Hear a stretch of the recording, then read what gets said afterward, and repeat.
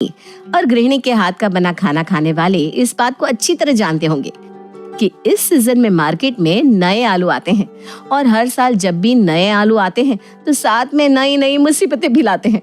आज की कहानी भी ऐसे ही परिवार की है जो आलू का बड़ा शौकीन था, पर अब आलू तो बदल गए थे। डाइनिंग टेबल पर बैठा था शर्मा परिवार, नाश्ता आने का इंतजार कर रहा था। भूख लगी है, जोर जोर से भूख लगी है, पेट पे चूहे दौड़े, चारों ओर से भूख लगी है। अरे दिव्यांश की मम्मी, खाना मिलेगा कि नहीं? खाना आ रहा है कि फिर बाहर से ही मंगवा ले। लगातार हॉल में सभी की आवाज आती सुन रिया कहती है, ज्यादा हड़बड़ी है तो बाहर से ही मंगवा लो। सही कह रही है भाभी, जिनको हड़बड़ी है बाहर से मंगवा लो, मुझे तो कोई जल्दी नहीं है। भाभी, मेरे कॉलेज में अभी भी 2 घंटे बाकी है, मैं तो यहीं बैठी हूँ, मेरे आलू के पराठे ला दो। आज ज्यादा ही देर नहीं करती बहू ने? कहाँ रोज 8:30 बजे तक नाश्ता तैयार हो जाता था और कहाँ आज 10 बजे तक कुकर की सीटी ही लग रही है। लगता है मम्मी किचन में फूड ब्लॉग बना रही है। और फिर रसोई से एक और सीटी की आवाज आती है। ये कौन से आलू को सीटी लगा रही है बहू? 8वीं सीटी लगा दी, इतने में तो लोहा भी सीज जाए। इतनी सीटियां लगाएगी तो आलू ज्यादा उबल कर खराब हो जाएंगे। तभी हाथ में एक प्लेट में फ्रेंच फ्राइज लेकर रिया किचन से बाहर आती है। यहाँ बैठकर सभी ज्ञान दे रहे हैं, पर किचन में आकर मेरी मदद कोई नहीं करना चाह रहा। और दिव्यांशु, तू, तेरी तो बड़ी बोली निकलने लगी है। तुझे मैं बाद में देखती हूँ, तब तक खा फ्रेंच फ्राइज। चलो हम भी फ्रेंच फ्राइज ही चख लेते हैं। वैसे भी बहू, आज नाश्ते में कुछ ज्यादा ही देरी नहीं हो गई? वो तो होगी ना पापा जी, जो आलू मार्केट में आ रहे हैं वो नए आलू हैं, उनको उबलने में इतना वक्त लग रहा है कि क्या बताऊं। इतनी बार सीटी लगा दी पर आलू कच्चे के कच्चे ही हैं। तभी दिव्यांश कहता है, मम्मी ये कैसा फ्रेंच फ्राइज है, इसमें तो कोई स्वाद ही नहीं है, ये तो रबर की तरह लग रहा है। रुक, मैं चख कर देखती हूँ। अरे हाँ बहू, दिव्यांश बिल्कुल सही कह रहा है। ये क्या दे दिया तूने इसे? छोड़ बेटा, मैं तेरे लिए कुछ अच्छा बना देती हूँ। नए आलू में स्वाद कहाँ आता है मम्मी जी, इसमें मैं क्या करूँ? इसे बना बनाया खाना मिल रहा है तो ड्रामे कर रहा है। जैसा भी बनेगा मैं तो खा लूंगा भाई। रिया, तू मुझे आलू गोभी की सब्जी दे दे। और फिर एक और सीटी लगाने के बाद रिया सभी को खाना परोसती है। हे राम, ये आलू तो कच्चे लग रहे हैं। सिर्फ कच्चे नहीं बेटा, लगता है कि आलू के ऊपर से छिलके भी नहीं हटाए गए हैं सही से। ना भाई ना, मैं नहीं खा सकता ऐसा खाना, मुझे तो अपच हो जाएगी। और मैं क्या खाऊं? और खाने के दीवाने शर्मा परिवार के लोगों को किसी तरह थोड़ा बहुत खाकर ही नाश्ते से उठना पड़ता है। आज सुबह तुम सब्जी लेकर आई थी ना, इसलिए इतना ड्रामा हुआ। कल सुबह मैं ही सब्जी मंडी जाऊंगा, देखता हूँ कैसे नहीं मिलते पुराने आलू। अगली सुबह निखिल और विनोद 5 बजे ही सब्जी मंडी पहुंच जाते हैं और इधर उधर सारे दुकानों में पता करते हैं, पर कहीं भी उन्हें पुराने आलू नहीं मिलते। अरे विनोद भाई साहब, आज आप सब्जी मंडी में? क्या बात है, लगता है बहू ने असली रंग दिखा ही दिया। ये नई बहू है, भाग भाग कर काम भी 2 ही महीने तक करती है, फिर उसके बाद कौन सास कौन ससुर। पहली बात तो संतोषी जी, मेरी बहू ने कभी भाग भाग कर काम किया ही नहीं, चलने से उसका हो जाता है। दूसरी बात, हमारी बहू एक ही रंग की आई थी, ज्यादा रंग उसमें है ही नहीं। और जब से नए आलू आए हैं ना, बेचारी का वो एक रंग भी उड़ता दिख रहा है, इसलिए हम पुराने आलू ढूंढने आए हैं मार्केट में। पुराने आलू? और अभी नहीं मिलने वाले पुराने आलू भाई साहब। मैं तो कहती हूँ आप भिंडी खरीद लीजिए, मेरे घर पर भी सबको भिंडी ही खानी पड़ रही है, और कर भी क्या सकते हैं। नहीं पापा, कल दोपहर को और रात को भी हमने भिंडी ही खाई थी, फिर से भिंडी नहीं खाएंगे। आपकी सलाह के लिए बहुत बहुत धन्यवाद आंटी, आप खरीदिए भिंडी। अरे रहने दे बेटा, उसने मुंह खोला और बोल दिया 100 रुपए किलो भिंडी है, 25 रुपया पाव, और वो भी बनने के बाद जरा सी हो जाती है, कौन खाएगा? ना ना ना ना।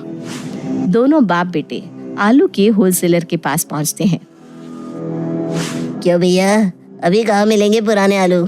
अब तो यही आलू खाने पड़ेंगे आपको, कम से कम 1.5-2 महीने तक। अरे पर इन आलूओं में इतनी धूल मिट्टी लगी है, इसे कोई खाएगा कैसे? बताइए, हमने खुद इसे 2 बार धोकर रखा है, बाकियों के यहाँ पर तो आलू है कि मिट्टी की ढेली, ये पता ही नहीं चल रहा। अब समझ में आ रहा है कि रिया को किचन में इतनी देर कैसे हो जाती है। इतने गंदे आलू को धोने में ही 1.5-2 घंटे लग जाए। अब अगर जल्दी खाना खाना है तो किचन में हमें भी हाथ बटाना पड़ेगा पापा। 2 घंटे बाद हॉल में एक टब में पानी लिए और एक तरफ आलू लिए निखिल आलू धोए जा रहा था। दूसरा आलू पकड़ाइए पापा। ये लो बेटा दूसरा आलू। अब आलू कुछ साफ लग रहा है, वरना इतनी मिट्टी वाले आलू खा लेते तो पता चला पेट में ही मिट्टी जम जाती। अब जल्दी जल्दी सारे आलू धो लेते हैं, फिर बहू नाश्ता बनाना शुरू कर देगी। दिव्यांश तू भी हाथ लगा। पूरा घर मिलकर रगड़ रगड़ कर आलू धोता है। इतने लोग मिल गए तब तो पिछले 2 घंटे से आलू ही धुल रहे वो। हो गई ना गलती भाभी, अब बस आप पराठे खिला दो। अरे मैं तो खिला दूं, पर आलू सही से उबले तब ना, वरना फिर टिंडे। ना ना ना ना, कोई टिंडे विंडे नहीं, आलू तो आलू। चल मैं तुझे नुस्खा बताती हूँ। देख, आलू को ना 2 हिस्सों में काट ले और फिर उबाल। अरे हाँ मम्मी जी, ये तो मैंने सोचा ही नहीं। ठीक है, फिर आप सब नहा धो लीजिए, तब तक नाश्ता बन जाएगा। रिया नाश्ता बनाकर सभी को परोस देती है और खुद बिस्किट लेकर खाने बैठ जाती है। ये क्या बात हुई बहू, तू खुद बिस्किट खा रही है? इतनी मेहनत से सबके लिए तूने नाश्ता बनाया है, खुद नहीं खाएगी? पहले सब खा ले, फिर मैं खाती हूँ मम्मी जी। और जैसे ही निखिल रोटी तोड़कर आलू की सब्जी में डालता है, हे भगवान, ये आलू के छिलके फिर नहीं हटे। ये क्या है रिया? आलू खाकर दिखाओ तो मानो। आलू कच्चे ही हैं भैया।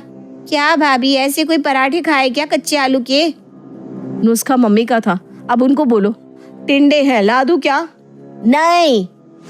अब पूरा शर्मा परिवार इधर उधर इसी खोजबीन में लग गया था कि कैसे पता करे कि नए आलू जल्दी कैसे उबलते हैं। यहाँ विमला गूगल की मदद ले रही थी तो निखिल मैगजीन की। क्यों मेहनत कर रहे हो आप सब? उबाल के भी कोई फायदा नहीं है इन आलू को। फ्रेंच फ्राइज देख लो कितनी बकवास थी, पराठे भी वैसे ही बनेंगे बुआ। सरकार की गलती है, इस बारे में पहले ही खबर देनी चाहिए थी न्यूज़पेपर पर। मेरा तो पूरा पाचन तंत्र ही खराब हो गया है।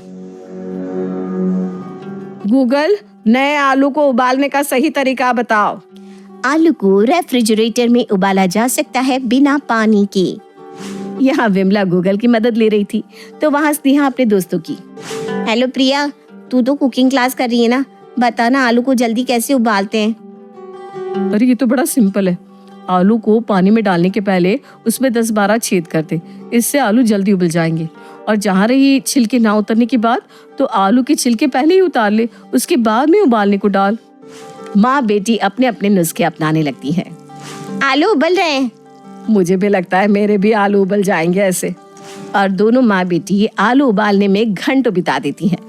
देख रिया, आलू उबल गए हैं, अब जाकर सबके मन का खाना बना दे। बड़े दिनों से आलू नहीं खाए हमने। रिया किचन में जाती है और सभी की पसंद के आलू के डिशेस बनाकर टेबल पर लगाती है। आखिरकार उबले हुए आलू का पराठा खाऊंगी मैं। 30 दिन हो गए तुम्हारे बिना मेरे पराठे। अरे भैया, बटर पास करना तो। मेरी आलू गोभी की सब्जी बिना छिलके वाली। अरे बाबा, पहले खा तो लो, इतने दिनों बाद तो नसीब हुई है। और जैसे ही सभी अपने अपने प्लेट के खाने को मुंह में डालते हैं, सभी का मुंह बन जाता है। मैं तो भिंडी ही खा लूंगा। मैंने पहले ही बोला था इस आलू को उबालने से कोई फायदा नहीं होने वाला, बिल्कुल स्वाद नहीं है इसमें। कितनी मेहनत की मम्मी हमने इस आलू को उबालने की, और अब देखो। रोज रोज भिंडी टिंडे नहीं खाने मुझे। चलो हम रेस्टोरेंट चलते हैं। तुम आराम से आलू पराठे खा लेना, मैं आलू गोभी खा लूंगा, पापा आलू का भरता खा लेंगे और मम्मी आलू की सूखी सब्जी खा लेंगी। और मैं फ्रेंच फ्राइज। ये सही रहेगा निखिल, कितने दिन से मैंने भी आलू नहीं खाया। ये बिस्किट्स और ब्रेड खा खा कर तो बोर हो गई हूँ मैं। और जैसे ही सभी रेस्टोरेंट जाने के लिए तैयार होने लगते हैं कि बाहर से आवाज आती है,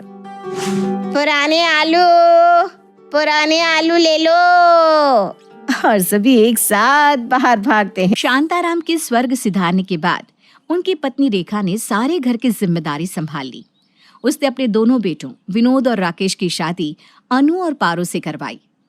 उसके दोनों बेटे उसको बहुत प्यार करते हैं और उसका बहुत ख्याल रखते हैं। लेकिन रेखा के बेटे सच में उसे प्यार करते हैं या सिर्फ दिखावा? आइए जानते हैं। माँ, ये लो आपकी दवाई ले आया, और मैं आपके लिए ये शॉल और स्वेटर भी लाया हूँ।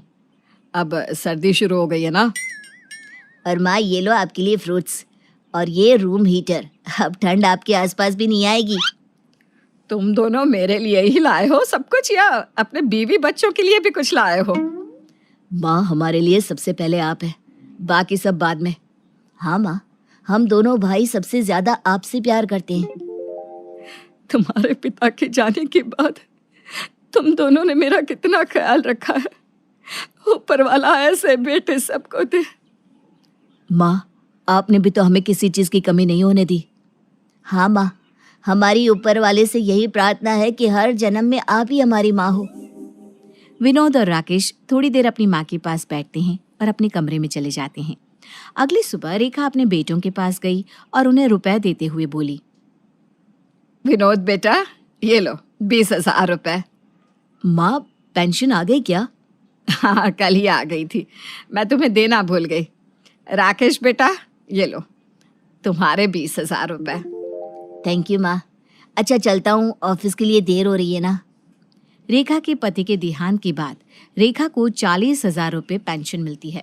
रेखा ये पेंशन दोनों बेटों को दे देती है, जिससे उन्हें घर चलाने में बहुत मदद मिलती है। बेटों के साथ दोनों बहुएं भी अपनी सास का बहुत ध्यान रखती है। एक दिन बड़ी बहू अनु ने अपनी सास से कहा, माँ जी, आज मैंने घर का सारा काम निपटा लिया है, आइए मैं आपके सर की मालिश कर देती हूँ, आपको बहुत रिलैक्स फील होगा। हाँ बहू, कर दे। सुबह से ना आज सिर में दर्द भी बहुत है। माँ जी, मैंने आपके लिए मूंग दाल का हलवा बनाया है, आपको बहुत पसंद है ना? अरे बहू, बच्चों के लिए भी कुछ बना लेती। देख रही हूँ मैं, तुम दोनों मेरे ख्याल रखने के चक्कर में बिल्लू और पिंकी का भी ध्यान नहीं रखती। माँ जी, बिल्लू और पिंकी बहुत शरारती हो गए हैं। वो घर का खाना नहीं खाते, उन्हें तो बर्गर, चाउमीन, पिज्ज़ा, पता नहीं क्या क्या पसंद है। बहू, बात तो तुम ठीक बोल रही हो, लेकिन ये तो बताओ कि दोनों है कहाँ? माँ जी, वो अपनी किसी दोस्त की बर्थडे पार्टी में गए हैं। हाँ माँ जी, आप चिंता ना करो, दोनों खा पी कर ही आएंगे। आजकल के बच्चे भी ना अपनी मनमानी करते रहते हैं। राकेश और विनोद तो काम में बिजी रहते हैं, इसलिए तुम्हारी जिम्मेदारी ज्यादा बनती है। इस तरह रेखा के बेटे और बहुएं उससे बहुत प्यार और इज्जत करते हैं। एक दिन रेखा के घर उसकी बहन ज्योति आई। दीदी, कितने दिनों से आपको बुला रही हूँ और आप आज आई हो।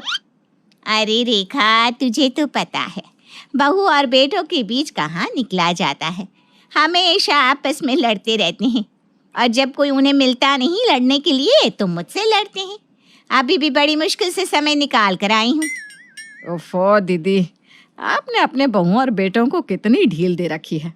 मेरे बहू बेटों को देखो, कभी कुछ नहीं बोलते और मेरा कितना ख्याल भी रखते हैं। तू तो चुप ही हो जा, मुझे अच्छी तरह पता है कि तेरे बहू बेटे तेरा इतना ख्याल क्यों रखते हैं। दीदी, क्या कहना चाह रही हो आप? साफ साफ बोलो। देख बहन, तेरे बेटे तेरे लिए इसलिए अच्छे हैं क्योंकि तेरी अच्छी खासी पेंशन आती है, और वो पेंशन तो अपने बेटों में बराबर बांट देती है। तेरा इस घर के खर्च में बहुत योगदान है। 2-3 महीने पेंशन ना दे, फिर देख क्या करते हैं तेरे बेटे। अच्छा ठीक है दीदी, आपके कहने पर मैं ऐसा करके देखूंगी, लेकिन मुझे पूरा भरोसा है कि मेरे बेटे बदलेंगे नहीं, ऐसे ही रहेंगे, और तब तक आपको मेरे साथ ही रहना होगा। रेखा ऐसा ही करती है। जब 1 महीने की पेंशन आती है तो वो अपने बेटों को नहीं देती। उसके बेटों का बर्ताव उसके प्रति बिल्कुल नहीं बदलता, लेकिन जब दूसरे महीने की पेंशन भी रेखा अपने बेटों को नहीं देती तो उसके बेटे उससे पूछने लगते हैं, माँ, पिछले 2 महीने से आपकी पेंशन नहीं आई क्या? हाँ माँ, मैं भी यही सोच रहा था, कोई परेशानी है तो बताओ हमें। अरे पता नहीं बेटा, पेंशन नहीं आ रही, देखो अगले महीने आ जाए शायद। इसी तरह 2 महीने और निकल गए और रेखा ने अपने बेटों को रुपए नहीं दिए। जब उसके बेटे पूछते तो वो यही बोलती कि पेंशन नहीं आ रही। अब रेखा के बेटों का बर्ताव उसकी तरफ बदलने लगा। अरे विनोद, आ गया बेटा तू, मेरी दवाई नहीं लाया? भूल गया माँ, वैसे भी ना आपकी दवाई बहुत महंगी है, मेरी सैलरी अभी आई नहीं है, जब आएगी तब ले आऊँगा दवाई। विनोद ये बोलकर वहां से चला जाता है। तभी वहां पर राकेश आ जाता है।